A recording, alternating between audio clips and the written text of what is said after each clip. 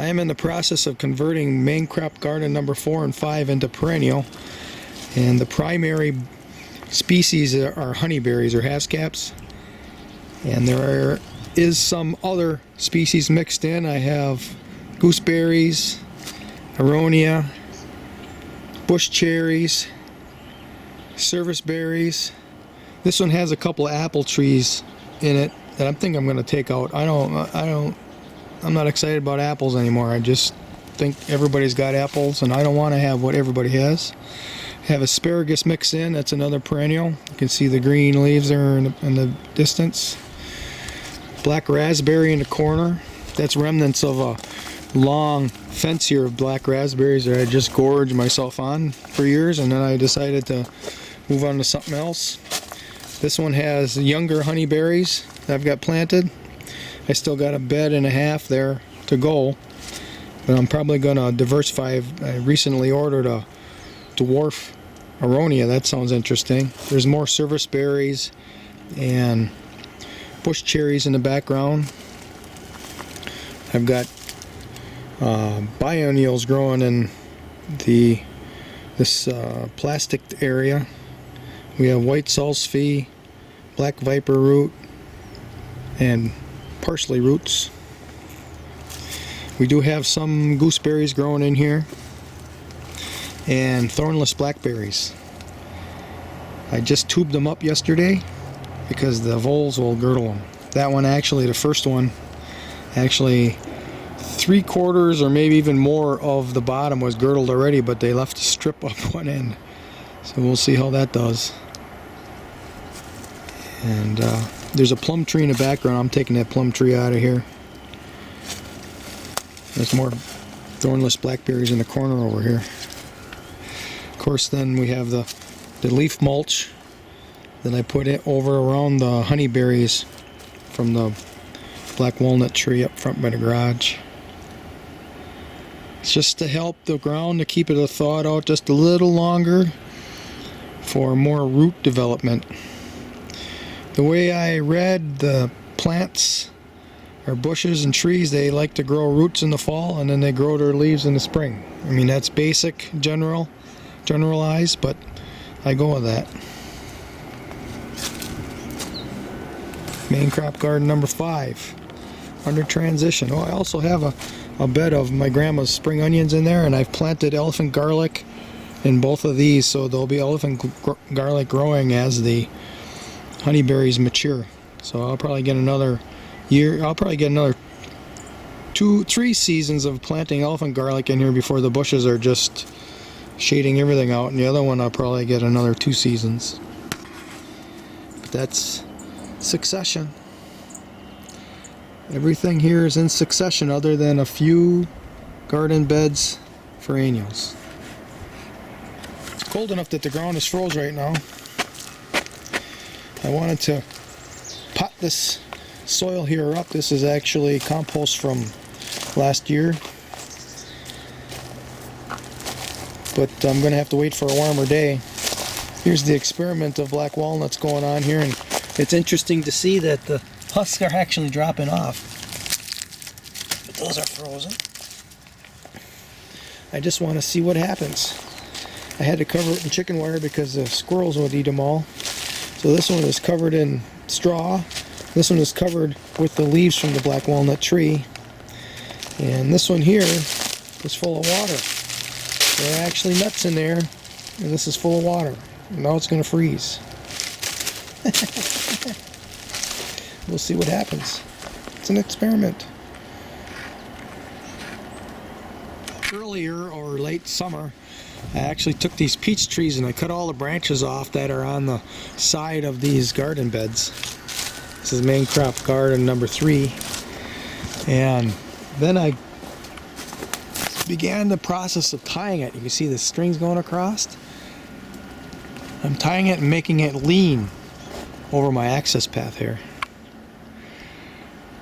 So we're making use of the access path space as a growing area, and we're pulling the trees away so that we get more spring and fall sun on these garden beds.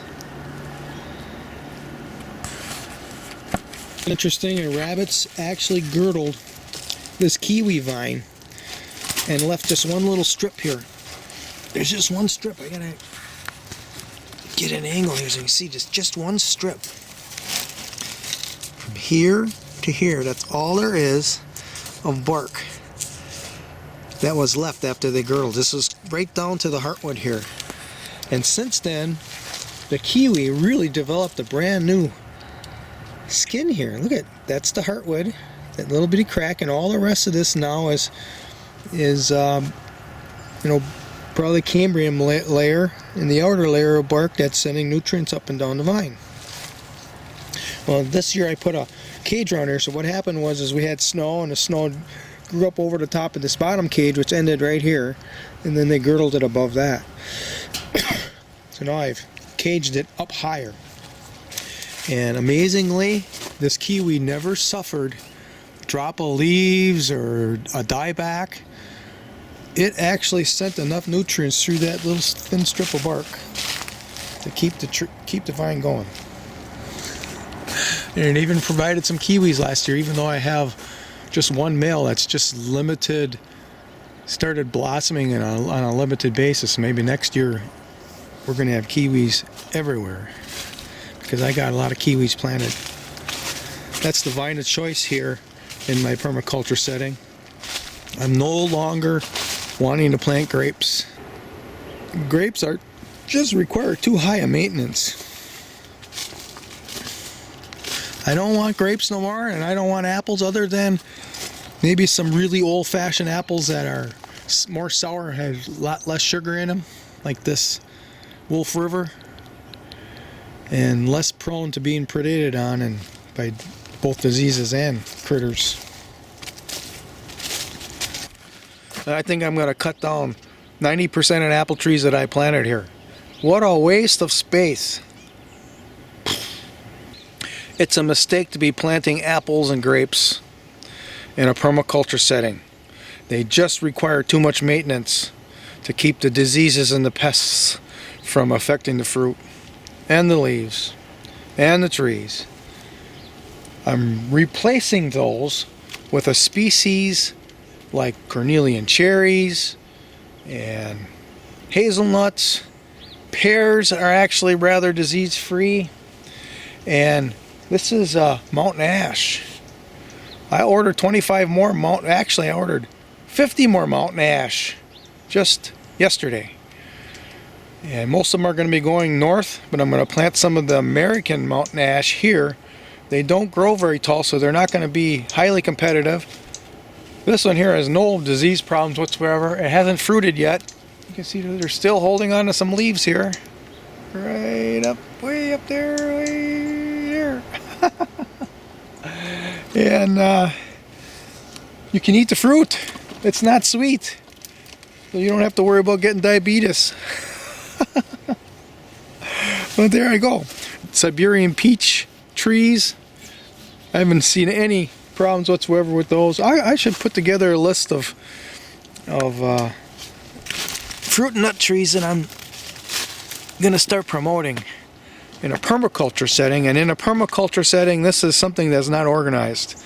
It's random plants, and if there is any organization, it's about trying to separate all the species from one another, other than maybe small clusters within the mixed planting because of pollination services. There are 3 types that I bought from this company. This is Coldstream Farm. Most of these are going to be heading north, but I'll plant the select few of the best here in my backyard. And the other company, most of this again is going to be up north.